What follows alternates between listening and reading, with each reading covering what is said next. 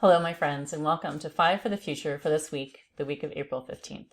Let's jump into the 5 topics that stood out to me recently as signals of change that could impact your small business. I'll summarize the stories and share why you should care. Here are our 5 topics for this week. Saudi Arabia, big tech antitrust, manufacturing in China, 4-day work week, and mergers and acquisitions. Mergers and acquisitions.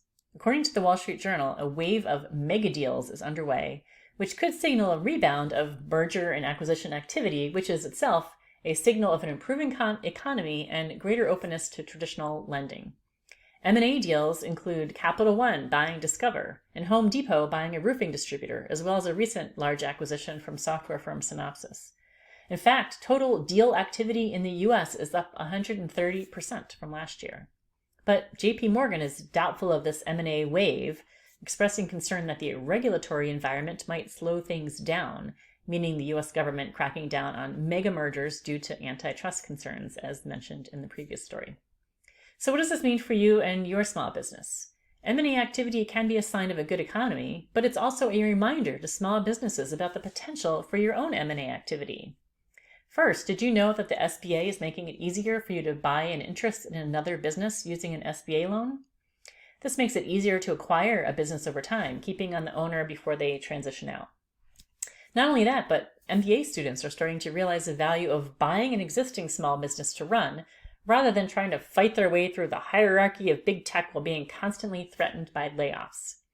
And firms like They Got Acquired are helping smaller businesses find acquisition partners for very small deals, typically ignored by most firms, companies selling from $100,000 up to $50 million. So what might the future look like?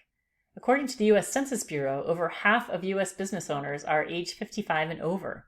These business owners are going to be looking for an exit sometime in the next 5 to 10 years.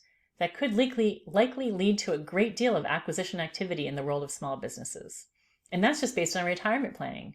Other small businesses see acquisition of similar or complementary businesses as a way to grow rapidly, even as a hedge against a potential recession. Are you focused on the future of your business? Consider whether there is a sale or an acquisition in your not too distant future, and then start putting things in motion to make that happen.